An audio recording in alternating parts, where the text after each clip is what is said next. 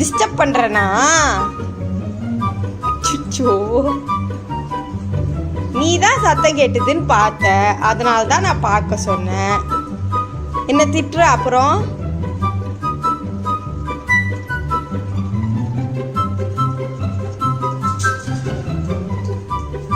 சரி, தேங்க்யூ சொன்னியா? கடைசி வரைக்கும் சொல்லலை பத்தியா? அம்மாவுக்கு மட்டும் சொல்லுவ. தேங்க்யூ சொல்லுடி. Come here. நான் ஒத்துக்கவே மாட்டேன். அட பாவி, அக்கானா வாங்கி தின்னுட்டு உக்காந்துடணும். அம்மாக்காக காத்துக்கிட்டு இருக்க. பேட் பாய்.